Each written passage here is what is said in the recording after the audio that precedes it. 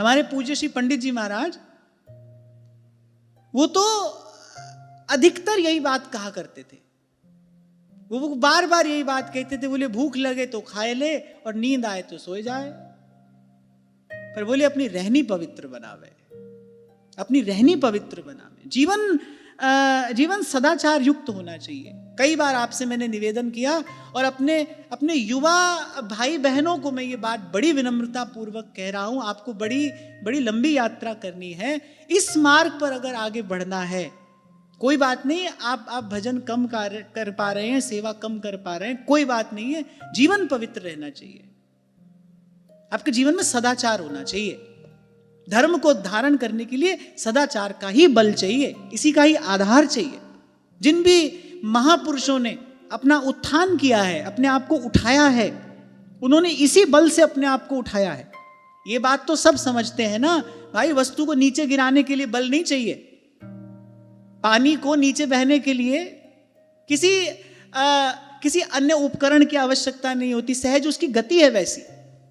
ऐसे ही जन्म जन्मांतर से हमारी जो जीवनी शक्ति है ना, उसको भी अधोगमन का अभ्यास है, उसको नीचे बहने का अभ्यास है,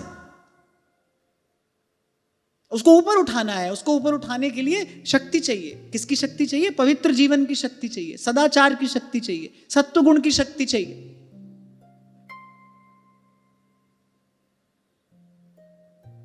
और कल हम इस बात पर चर्चा कर रहे थे, व्यर्थ का देखना, व्यर्थ का बोलना, व्यर्थ का सुनना, व्यर्थ का विचार करना, इससे क्या होता है? शक्ति का अपव्यय होता है। वरना भगवान से मिलने के लिए, भगवान को पाने के लिए जितनी शक्ति चाहिए उतनी तो भगवान ने देकर भेजा है, उतनी भगवान ने दी है। उससे अधिक ही दी होगी, कम नहीं दी। कोई नहीं कह सकता है कि मैं भगवान को नहीं पा सकता हूं। नहीं, अगर आप मनुष्य हो और फिर भारत भूमि पर जन्मे हो, फिर सत्संग में आकर बैठे हो, पा ही सकते हो। और मैं तो कई बार एक और बात भी कहा करता हूं, शक्ति की उपासना क्या है? शक्ति का दुरुपयोग ना करिए, क्योंकि आप नई शक्ति नहीं बना सकते। Energy can neither be created nor destroyed. आप नई शक्ति का निर्माण नहीं कर सकते। जो भगवान ने दी है ना, उसी को बचाइए, उसी का सदुपयोग करिए। यही शक्ति की उपासना है, यही शक्ति की साधना है।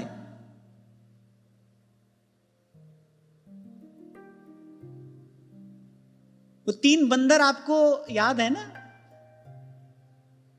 पहला कहता है बुरा मत देखो, दूसरा कहता है बुरा मत सुनो, तीसरा कहता है बुरा मत बोलो। पर मैं कहता हूं अधिक मत देखो, अधिक मत बोलो, अपनी आवश्यकता से अधिक मत सुनो।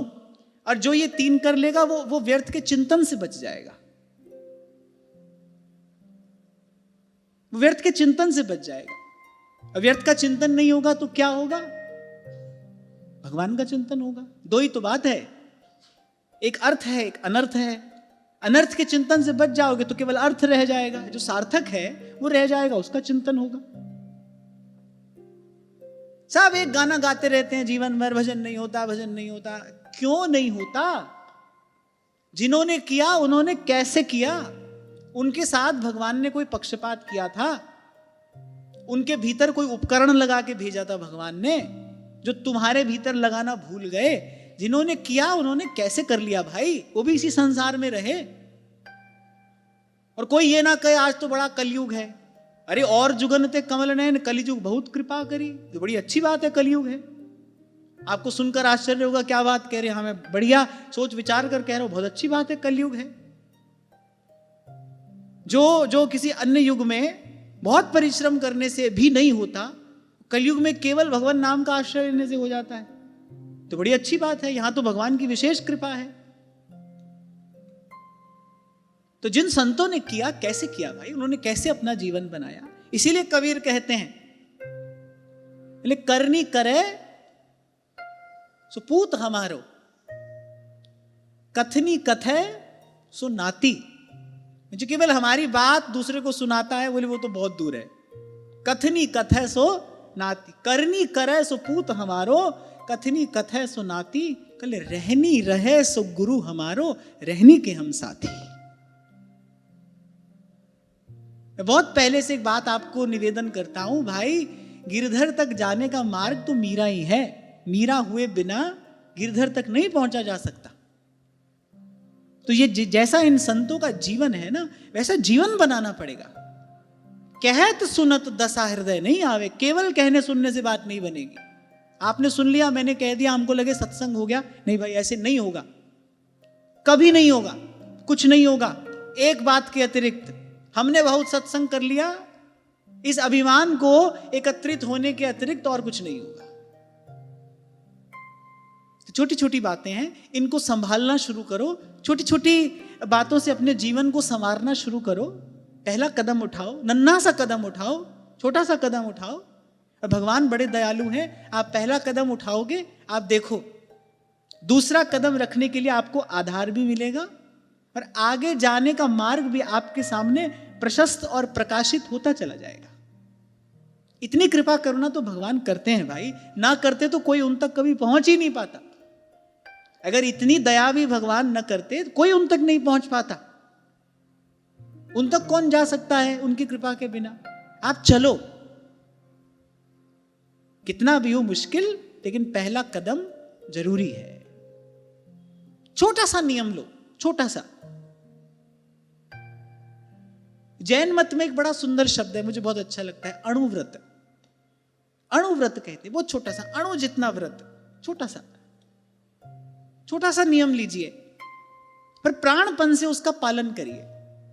उससे बड़ा नियम पालन करने की शक्ति आपको वहां से प्राप्त हो जाएगी। हमारी तरह प्रवचन देते रहो, कुछ नहीं होगा। बैठकर सुनते रहो, कुछ नहीं होगा। करिए, करिए, करना पड़ेगा। और मैं कहता हूं, लाख बात कहने और 1 करोड़ बात सुनने से अच्छा है एक अच्छी बात करना। करिए उसको। छोटा सा नियम लो, छोटा सा व्रत लो। हमको किसी के साथ प्रतिस्पर्धा तो करनी नहीं है, कोई रेस तो यहां लगी नहीं है, कोई पहले पहुंच जाएगा, कोई बाद में। हमारी अपनी यात्रा है, हमारी अपनी सामर्थ्य है। अपनी सामर्थ्य को देखते हुए छोटा सा व्रत लो, पवित्र भाव से, निष्काम भाव से उसको पालन करने में अपनी शक्ति लगाओ। वो शक्ति व्यर्थ नहीं जाएगी। उस शक्ति को लगाने का परिणाम प्रसाद क्या होगा? उससे बड़ा, उससे श्रेष्ठ नियम पालन करने की योग्यता, सामर्थ्य आपको प्राप्त हो जाएगी। वहीं से प्राप्त होगी, वहीं से प्राप्त होगी।